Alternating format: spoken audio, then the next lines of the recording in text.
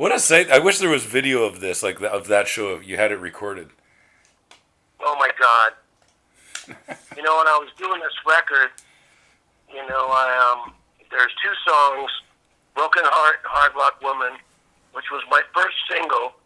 I did in '77, and Drake Levin, who produced it, who was the lead guitar player in Paul and the Raiders, he brought in a video crew one night to a club, and they opened it up for him, and we filmed a video of me doing "Broken Heart" and "Hard Rock Woman," my first 45 single, and we made a video. And that video is lost to time. No way. I don't have a copy. And my label said, dude, if you could find that video, it would be so awesome to put it as a bonus thing in one of your records. I said, I wish I had a copy of it, man, but, Drake passed away, 15 years later. I don't know where it is. I had a copy, but it was a PAL version, PAL, which is a German format. And I tried to hunt the guy down I sent it to, and I thought, how cool would it be to have a copy of that original video I did in 1978, when I'm 24 years old, and the original lineup with Greg Peck on drums and Stephen Barry on bass. We're a three-piece also. And that video's just gone. It's just lost to time. So I don't know who had a copy of it. And I keep thinking it's going to show up on YouTube, but it doesn't. Did you ever feel like just throwing it in, like after times like that, when you're, starving and you can't get back home? Well, yes. After the second tour, we did. Things weren't going well. And we went over there in the winter, and the promoter said, no, you shouldn't. I wanted to come back and do another tour, and he says, no, this isn't the time to do it. It's cold, it's rainy, and bad time of year. But we went anyway. And at the end of the tour, we were really flat broke. And I realized we didn't have enough money to get our borrowed plane tickets home. We didn't buy a round trip. So Mick sold his drums. I sold my guitar, which actually I just got back after 40 years. I'm going to put on eBay in a few weeks and sell it. It's original 1978 Charbel with a flame paint job that Eddie Van Halen actually had built. And then I ended up buying it. And we sold everything. We sold the drums. We sold everything just to get home and have some money in our pockets. And that was it. So it was tough times. George wasn't happy. He's like, here we are, we did this tour, we're broke. I have to sleep next to Mick. It's like Juan sleeping with, it was a nightmare. So we sold our equipment to get ourselves home. And that's the way it was. And thank God we got that $750 from the pimps to play their Christmas party. And then we did the Beat Club 2 weeks later and filmed that 1 hour special, which, for an unknown band like Dokken, nobody ever heard of Dokken. Right. AC/DC, Crocus, everybody played the Beat Club. They were the original MTV of Germany. 1 million people watched that show a week. Wow. And, I've seen videos since of AC/DC, Judas Priest, everybody played the Beat Club. But our record company pulled some strings and got us on the show. And we did a 1 hour special, and did a whole live concert.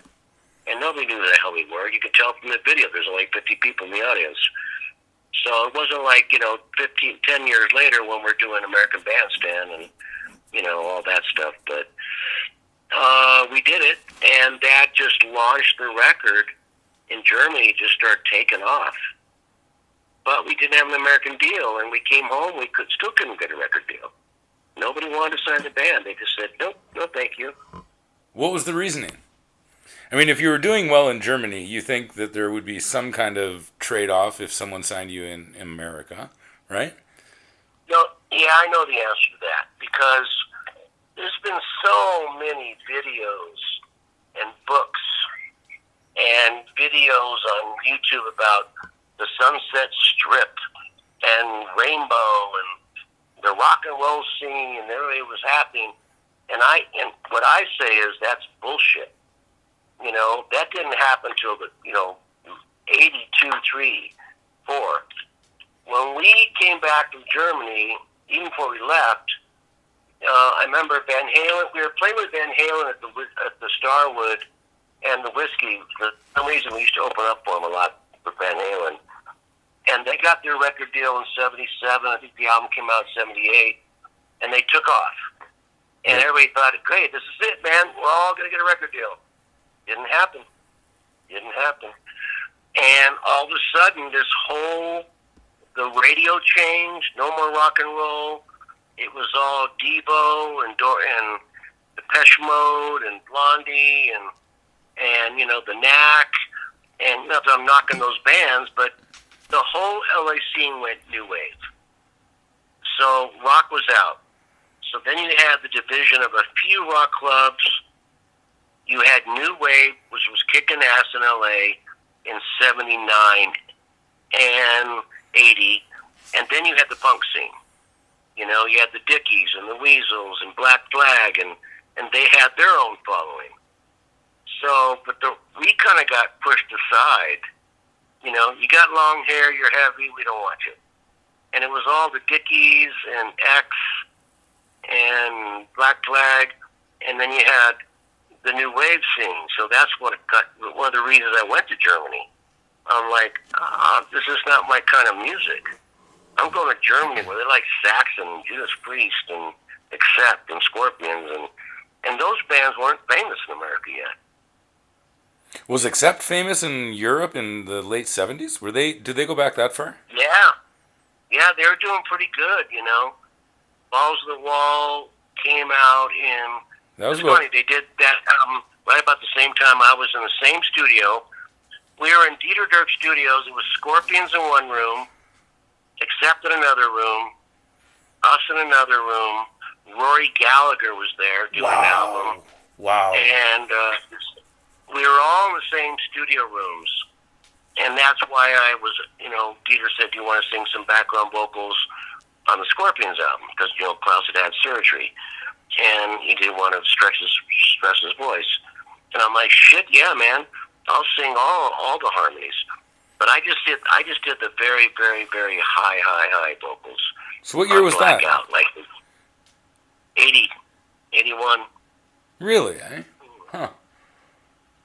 I sang like on No One Like You, Give Me All I Need, Dynamite, all the big hits they had. But my voice is just the very highest harmony, buried in the background. So when people say, you sang on the Scorpions album, I see your name on the record, I go, I did sing on the record, but, my voice is buried in the harmony, I don't even take credit for it. So I just was working out the harmonies, and Gita would say, try this harmony, change this note, do this, try a minor seventh, try a major third, minor third. We're just working out, I was just a grunt working out the harmonies for Klaus, so when Klaus came in, the stacks were already there, and he could just redo them. Right. And that's what he did. So, but I was grateful and honored to sing on a Scorpions album, and, I was very proud to do that. And for me doing that, Dieter said, I'll let you have one of my studio rooms for 3 days. And I went in, and I cut 4 demos, which is on this record. Right. So. Wow, that's an awesome story. Yeah, if I ever write a book, I can tell what really happened and how it went down, and Well, maybe you should. My autobiography. Maybe you should. Oh, I've had an offer for years. I've had an offer for like crazy amount of money for years, but the reason I haven't is if I tell the truth in my autobiography, you're gonna piss people off. People are gonna be pissed. Yeah. I mean, at least Nikki Sixx was honest. And Motley about a needle in his arm and overdosing and dead at the hospital, and they brought him back and he pulls a needle out and he goes home and he shoots up again, and at least he was honest. But there was a lot of stuff going on during 82 and 89. I toured with everybody from Priest to Bon Jovi to Aerosmith. We played with every band. So I know exactly what happened and didn't happen. And it's not vicarious through some roadie story. Right. You know, these guys write books and they go, well, I talked to Rhodey in Aerosmith and he said, they don't fucking know. No. I was there. You know, I remember the night we were on Aerosmith's tour for vacation, and I got the phone call that my son had been born. And she said, I want to name him John. And I said, I don't want a biblical name. And I was hanging out with Steven, and I said, hey, Steven, I said, would you mind if I name my kid Tyler? And he said, well, I was going to name my kid that, but I don't have a kid, so go ahead.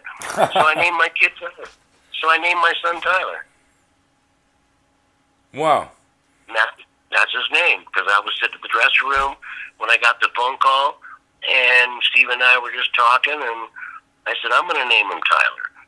So there's those little stories like that that people don't know about. But those are the stories that people like. I mean, we're not talking about the excess and the drugs and all that. We're talking about cool stories that strike a nerve, and you know, I think those are cool. That would be a good book. Yeah, like what? Yeah, why is your son's name Tyler? I can tell the story. Exactly. His name was Tyler. So I named him after Steve Tyler, and I said something like offhanded, like, anything happens to me, you're the godfather, you're stuck with it, you know, and stuff like that. But, you know, it was wild times, but everybody talks about the drugs and the chicks and the models and everybody screwing everybody. Yeah, it was happening, but there was a lot of other stuff going on that if I wrote the truth in a book to create a buzz, I don't want to piss anybody off. No. You know, I don't want to throw them under the bus. I got a lot of stories about a lot of musicians that are looked upon as sweet, lovable, you know, golden boys, you know, and I'm like, no, that's not what they were. No. You know, because I was there. You know, I was on the tour buses, and so someday we'll see. Maybe I'll write a book. Maybe I won't. Yeah, it would be interesting. I would like to. I mean, I don't care about all the dirt, but there must be some great stories. But at some point, if I get old enough and I don't give a shit, if I just tell the truth, I'm not going to make shit up. If I just tell the truth about everybody, about Bon Jovi or Aerosmith or, you know, there's many stories. If I tell the truth and they get mad at me, I apologize. You know, I'm not lying. I'm just telling the truth. Well, why do you have to apologize if you're telling the truth? I agree with you. But people say, oh, you can't say that and you can't say that. And political correctness. And now in 2020, I mean, everything's PC. Right. You know, I've done 50 interviews in the last month on this Lost Songs record, and I'm totally biting my tongue every 5 minutes going, oh, I shouldn't have said that. Oh, I shouldn't have said that. You know, and my chick's down in the background. Well, you can't say that. You can't say that. I'm like, well, it's the truth. You can't say that. You're throwing people under the bus. I go, well, they did it. You know, so, yeah. You know, it's 2020, and the world's changed, you know. I mean, the days of, I wish I could say I regret it, but I kind of do.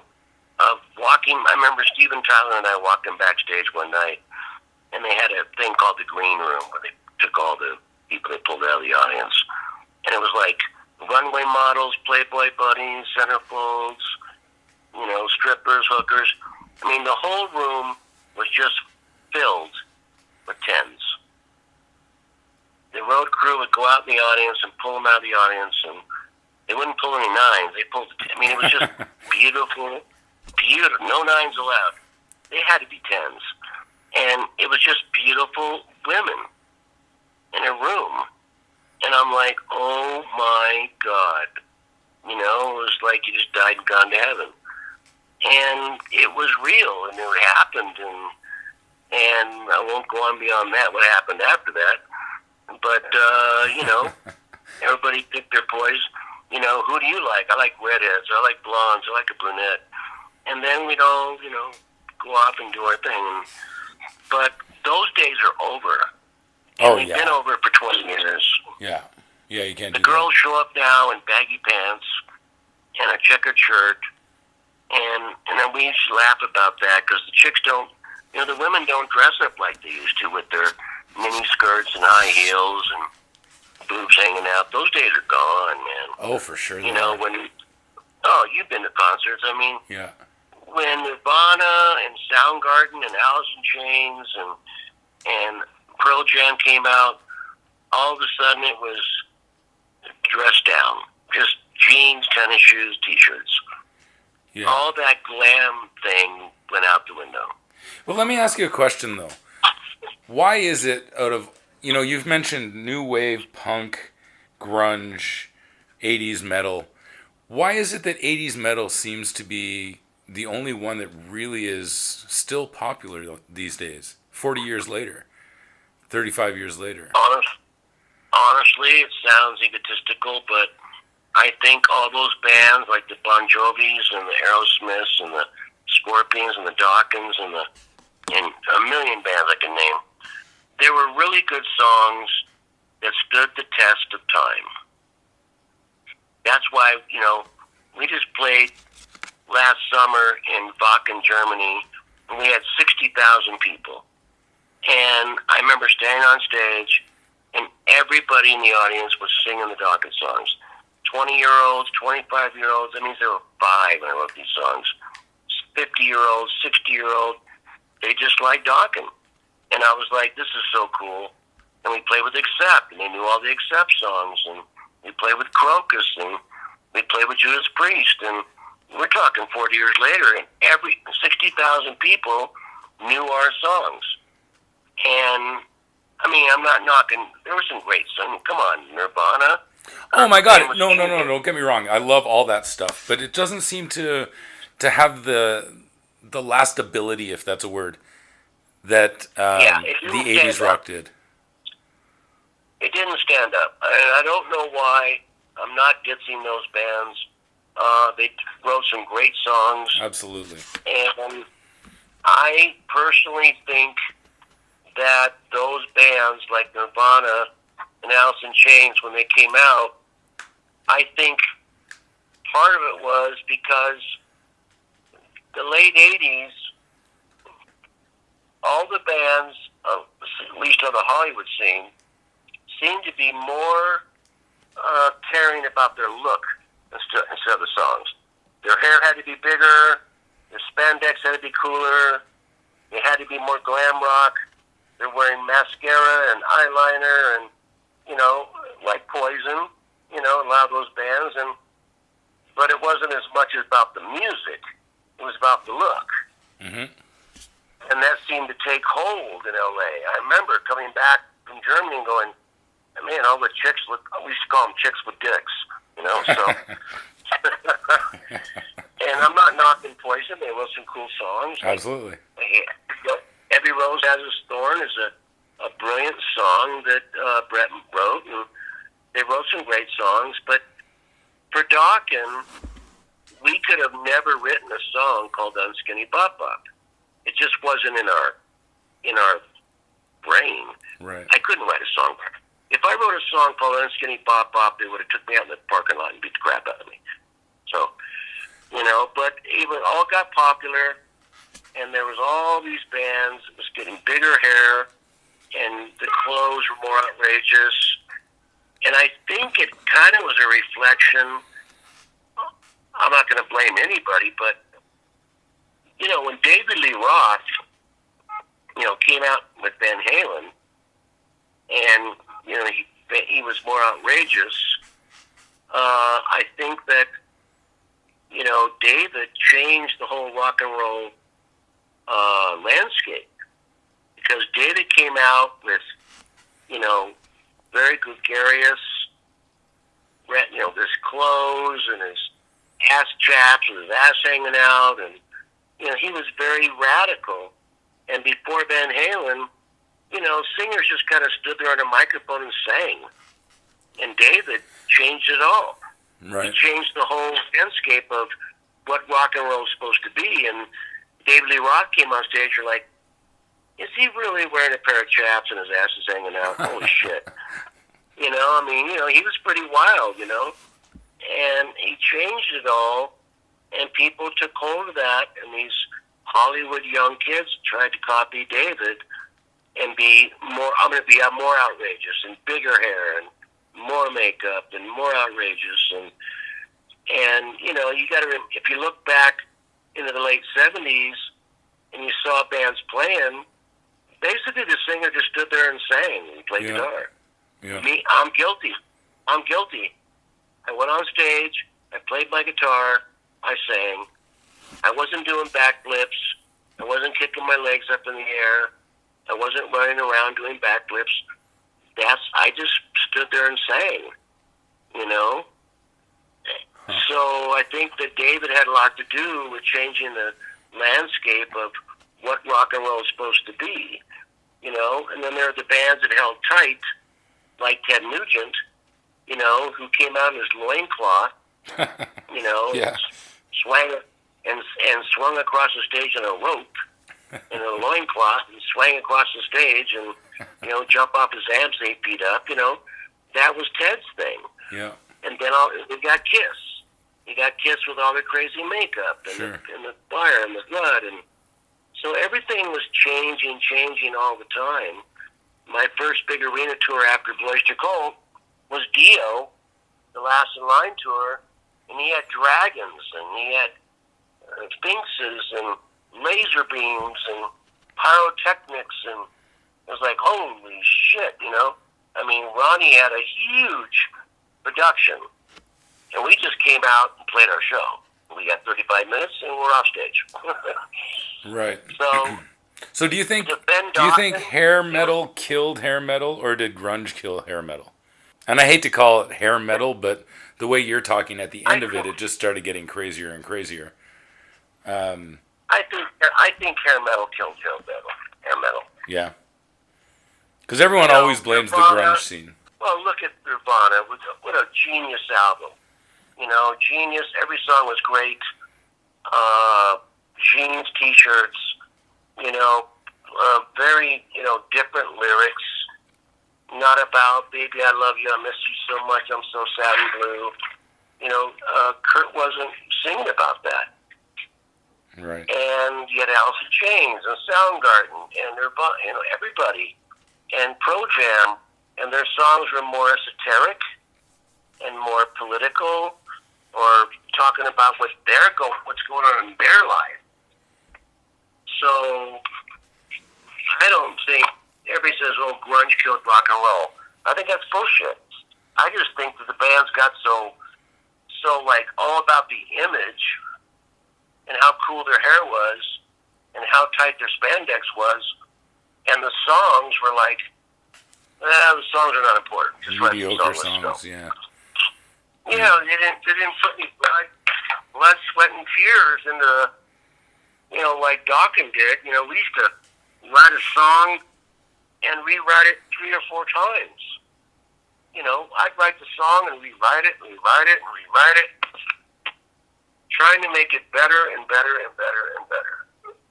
And I think we wanted our songs to be, you know, the best they could be. And I'm not going to name bands because there's no point in it. But some of these songs that came out when MTV hit really hard in '84, you know, I hear these songs, I'm like, this song's ridiculous. You know? Right. I'm like, it's silly, it's corny, it's cheesy. Let's just say it's cheesy. And it seemed all of a sudden that cheesy songs were in, but the girls would go, but they're all really cute in the band, you know. I like the guitar player, the bass player, and they're so cute. With all the But makeup. the song sucks, you know. I find it's kind of like that now with music. It's not so much about the song, it's about the image. It's kind of going back to that. Not with rock music. I'm not talking about rock, but I'm talking more about the hip hop and I find the image is more. You can pull up YouTube and type in 8 different hip hop bands, and I can't tell one band from the other. It's the same melody, the auto tune cranked up full blast on their vocals because they can't sing a note. So they put it through auto tune. You got that auto tune sound, and the songs, same drum beat. Yep. It's the same band over and over and over and over and over. And I go, why are they so popular? It's the same regurgitated song. Hip-hop has gone really commercial. I mean, every song sounds the same. Yep. You know, I can't tell P. Diddy from PZ. I can't tell. No, me neither. You know? But you know what?